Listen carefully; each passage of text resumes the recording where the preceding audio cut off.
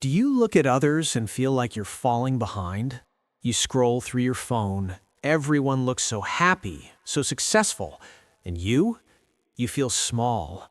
But what if I told you that comparing is like watching someone else's movie and judging your own book? They're not even the same thing. Your path is supposed to look different, and today you'll learn why. Stay with me until the end. Let me tell you about Sarah. She's always looking at what others have: the job, the house, the body, the life. And every time she looks, she feels tired, like she's not enough, like she'll never catch up. She wakes up, she checks her phone, her friend just got promoted, her cousin bought a new car, that girl from high school looks so fit, and Sarah, she feels heavy, like she's failing at life. So she tries to copy. She buys the clothes, she starts the diet, she applies for jobs she doesn't even want. But it doesn't help. She still feels empty inside because she's running someone else's race, and you can't win a race that was never yours to begin with. Here's the thing about comparing. When you look at someone else, you only see their highlight, the good part, the shiny part. You don't see their hard nights. You don't see when they cried in the bathroom. You don't see the price they paid. You just see the photo, the smile, the win. Sarah spent years doing this, years feeling bad, years trying to be someone she's not. She'd look at her life and think, why can't I have what they have? Much she never stopped to ask, do I even want what they have?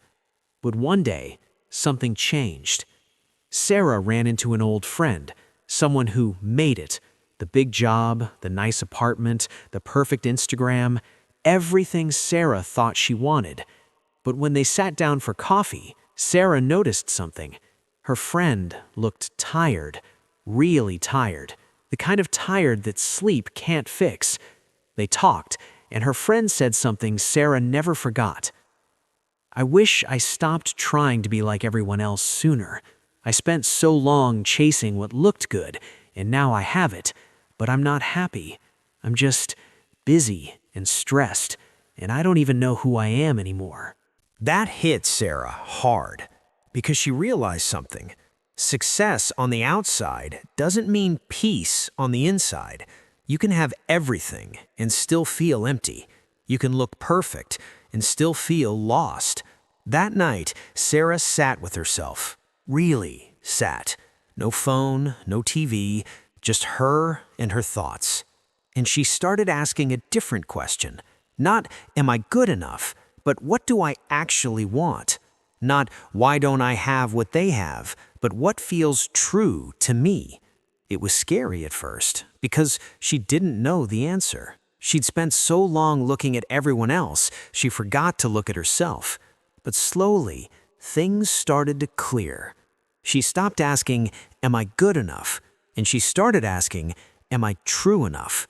And that one shift changed everything. Because here's what Sarah found. Your path has clues, small ones, quiet ones, things that light you up, things that feel right even when they don't make sense.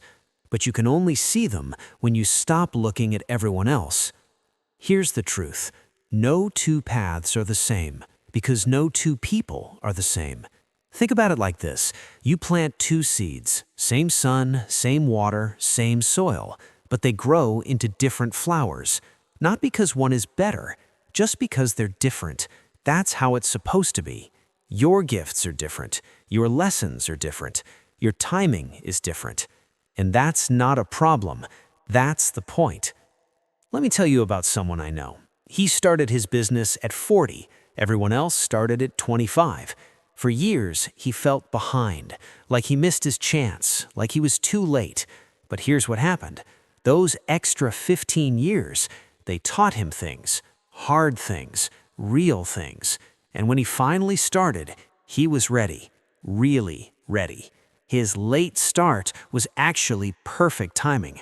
What looks like falling behind might just be you getting ready, getting strong, learning lessons you'll need later. But you can't see that when you're busy comparing. We grow up with all these shoulds. I should be married by 30. I should have this job by now. I should look like this. I should be further along. But should is just someone else's map for your trip, and their map doesn't know where you're going. When you follow should, you end up living someone else's life. You hit their goals. You meet their timeline. But you miss your own. You miss the things that were meant just for you. Your so-called delay might be your deep roots growing, the roots no one sees, the roots that will hold you steady when the storms come. Fast doesn't always mean good, and slow doesn't always mean wrong. Your path is yours, not because you chose the easy one, but because it's the one teaching you what you need to know. Okay, so how do you actually do this? How do you stop comparing and start living? Let me give you some real things you can do. First, when you're scrolling and you start to feel small, stop. Just stop. Put the phone down. I know it sounds too simple, but that feeling in your chest, that heavy feeling, that's your body telling you something. Listen to it. You don't have to keep looking at things that make you feel bad. Second, sit down and write what you actually want. Not what looks good, not what your parents want, not what gets likes. What do you want? And be honest, even if it sounds weird, even if it's small, even if no one else would understand, write it down. Third, celebrate your own small wins. You got out of bed today? That counts. You tried something new? That counts. You were kind to yourself? That counts. Stop waiting for the big moment to feel proud. The small stuff matters. It all matters. Let me tell you about someone. We'll call him Mike. Mike spent years watching other people build companies, get rich, get famous, and he felt like nothing. One day, he just stopped. Stopped scrolling, stopped looking, stopped asking what everyone else was doing. And he got quiet, really quiet. Quiet enough to hear his own voice. And you know what he heard? He didn't want the big company. He wanted to teach kids how to read. That was it. That was his thing. It wasn't flashy, it wouldn't make him rich, but it felt true. So he did it, and for the first time in years, he felt alive. Not because he was winning some race, but because he was walking his own path. Here's what he told me. Every night, he asks himself one question. Did I live my life today? Not someone else's, not the life that looks good. His life, the one that feels true.